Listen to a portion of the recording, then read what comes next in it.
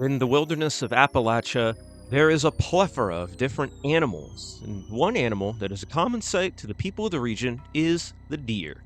And with deer being such a common sight, it would be hard for a local to mistake them for anything else. But despite this, there are stories of deer that are not like the others. What you see before you may seem like a deer at first glance, but when you take a closer look, it might be too late. Welcome to Cryptid Corner, the series all about all things cryptids, and today we are going to take a look at the not deer. Appalachians are some of the oldest mountains in North America and rank among the oldest mountains in the world, forming around 1.1 billion years ago.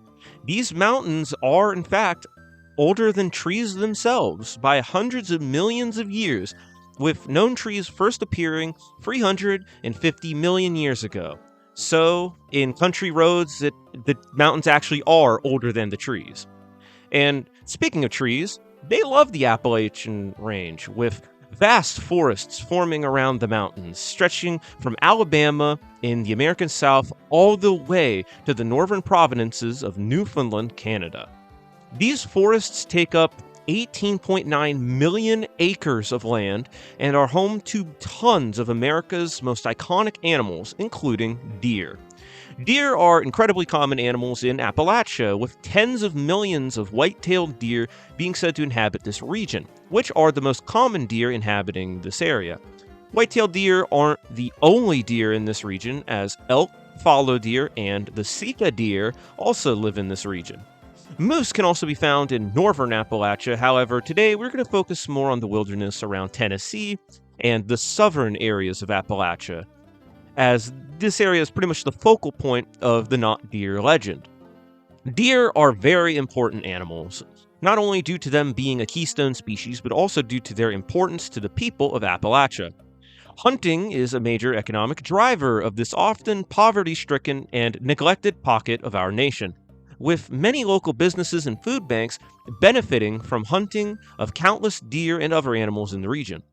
And since people are running into deer so often, well, I guess it's a pretty bad way to word it given vehicle accidents being a problem, but you get the point. Most Appalachians are more than familiar with them and their many habits. But some people have reported deer that seem far different from the rest, perhaps not even being deer at all. The knot deer is a deer-like creature that will trick anyone into thinking that it is a white-tailed deer at first glance, but upon looking closer, it is clear that whatever it is not a deer. Knot deer are said to be larger than normal deer, although this detail varies as some knot deer are just about deer-sized. The first thing you may notice is its forward-facing eyes, characteristics of carnivores, not deer. Its neck is said to bend in ways that a normal deer's just don't. And unlike most deer, these deer aren't skittish and they tend to not have any fear towards the observer. In fact, they may even be aggressive. Around this point, most will know that something is wrong. As the knot deer moves closer, it walks with no grace, like a newly born fawn, as if it's just learning to walk in its own body. Its legs are said to bend in the opposite direction, as if being double jointed or even walking on broken legs. Knot deer are reported to let out bizarre noises, said to sound more like human screams than deer yelps. Reports also describe knot deer as having broad barrel chests and cow-like heads. Knot deer also possess the ability to stand and even walk on their hind limbs, using this to catch people trying to climb trees or in an attempt to escape. But what grips you may not be hooves, but claws that will try to pull you into its sharp-toothed mouth. Knot deer are also said to appear decayed and misshapen, with parts of their bodies seeming rotten. Keep that detail in mind, it'll be very important for later. And survivors from knot deer encounters tend to report insomnia and feelings of dread, as if whatever they encountered is still haunting them, perhaps following them back through some spiritual mains, and maybe even physically tracking them back to their home. Now, unlike cryptids that I've covered on this channel, the knot deer isn't a cryptid with a deep cultural tie spanning back decades in Appalachia. The knot deer is what I and many others would consider a new age cryptid, a group of cryptids that originate or are molded and shifted by online storytellers to create their own folklore full of creatures that go bump in the night. The deer itself is seen as a symbol of nature and spiritual authority. With this in mind, it is easy to think of the knot deer as a twisted inversion of nature, either a corruption of the woods from some dark force, or perhaps Mother Nature getting fed up with people's shit and making their antler babies into monsters. The use of stag skulls is also pretty popular in modern internet horror, with especially when it comes to things that take place in wooded areas. A big example is the modern Wendigo interpretations depicting them as wearing the skulls of bucks. And I mean, hell, one of the biggest creators in the YouTube horror scene right now, Wendigoon's profile picture is a stag head. Not deer sightings really caught steam on Reddit and on TikTok in recent years, with encounters with these bizarre creatures from all over Appalachia making for interesting reads. The knot deer also has an SCP variant in the form of SCP-6448, which is pretty much just fits the same description of the knot deer. SCP-6448 is a Keter class SCP, and to those unfamiliar with the SCP Foundation, although that's gotta be kinda hard given you clicked on a cryptid video, it is a fictional foundation that is tasked with securing, containing, and protecting the public from supernatural objects and entities, which are all submitted from users all over the internet. SCPs are given rankings based on how easy they are to contain, but due to how good SCP-448 is at blending in with the millions of other deer, it is given a containment class of Keter, meaning containment is extremely difficult, if not impossible. In Adventure Time, there was an episode where a deer gave Finn and Jake a certified ass beating. This is one of the more memorable moments from the show, and is often remembered from how creepy it seemed watching as a kid. It is thought that this deer was influenced by the legend of the knot deer. And the knot deer also makes an appearance in the analog horror series Woodlands National Park, although it isn't important to the story and it only made a brief appearance in a short. Good series to watch though, I really like it, make sure to check them out on YouTube. And another analog horror series that this time focused on the knot deer is False Deer by Oscar Horror, which shows these creatures slowly taking over Canada and parts of the northern United States. It's pretty short, but you should check it out. It was a really good watch. I watched it before recording this, and I liked it. Hopefully the creator returns back to it someday. I feel this world can really be fleshed out, and I'd like to see the anatomy of these things. Now that we've broken down the knot deer, let's look at what it is, or rather its inspirations could be.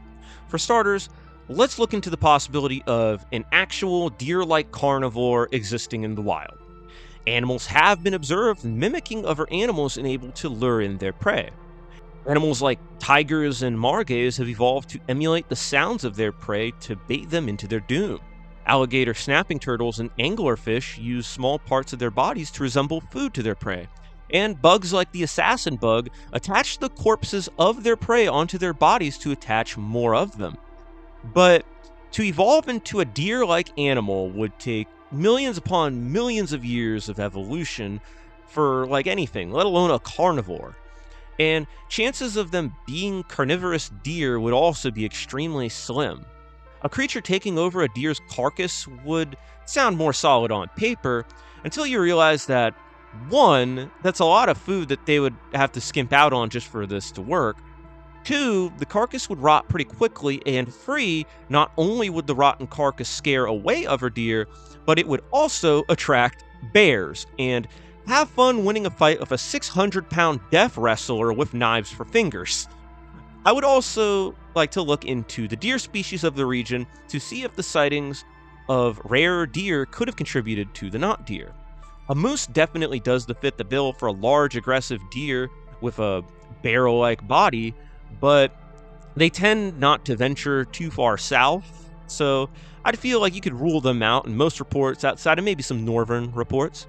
But in regards to an unusual deer, I'd like to propose the Sika deer that we talked about earlier. Deer normally endemic to eastern Asia, but has been introduced into the DMV area and into Texas since the 1900s. And although Sika deer don't have double jointed legs or anything insane, they are a bit broader in appearance, and most notably, their heads do give the illusion of front facing eyes, although they are quite a bit shorter than whitetails. The largest contributor to not deer sightings, though, is a sad truth regarding Appalachia's massive deer population.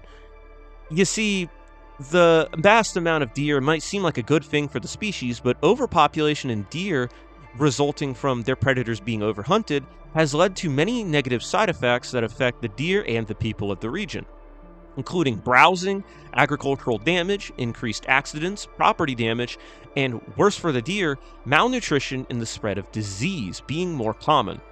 More hungry mouths to feed tends to equal less food to go around, leading to deer going hungry for extended periods, giving them a more skeletal appearance and are more sporadic in behavior. The largest contribution to not deer sightings is the outbreak of chronic wasting disease, a disease similar to mad cow disease that leads to deer becoming emaciated and giving them a zombie-like appearance due to the exposed, inflected flesh, along with nerve damage, neurological damage, I think that means the same thing, and drastic behavioral changes.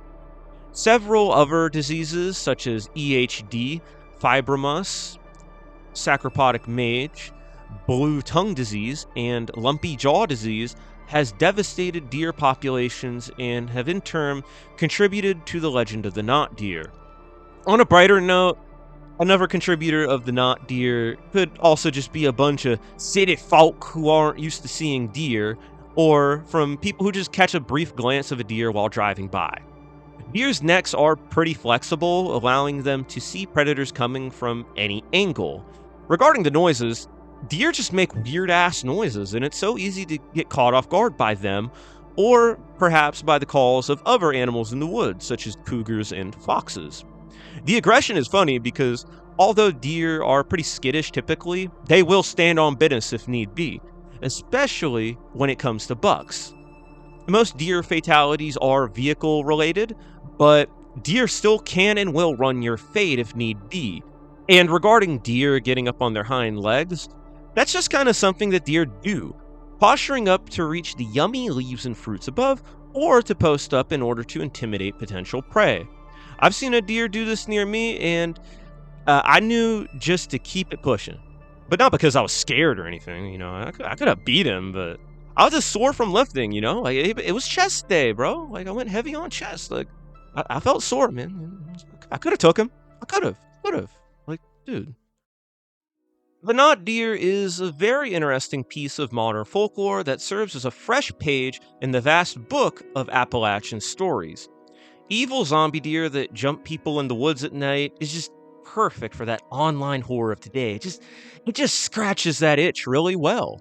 But as neat as the not deer may sound, the tragic truth is that deer suffering from chronic conditions is more and more real in the United States. Thankfully, with regulated hunting, vaccination, and health regulation efforts, along with habitat management, has all successfully limited the amount of suffering in America's massive deer population. Now, is the not deer real? Absolutely not. It's just malformed and diseased deer, or maybe just some quirky deer trying to act different. But one thing's for certain, if there are actually monster deer lurking in the woods of America, we need some monster F-150s to go put them in their place. A1, brother, can I get an amen?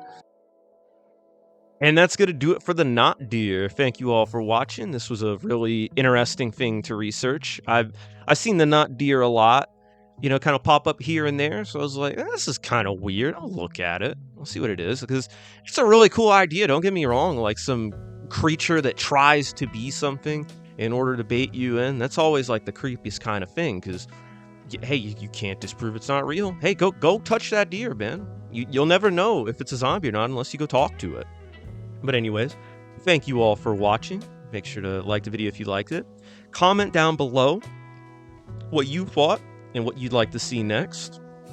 And Make sure to subscribe, hit that bell for notifications, stay notified, and hype up this video if the hype feature is released by the time I keep saying this. I don't know. I don't have a date for when it drops, so I'm just going to keep saying it until it drops. And then after it drops, I'm going to keep saying it. I'm going to keep going, man. We're going to keep doing that.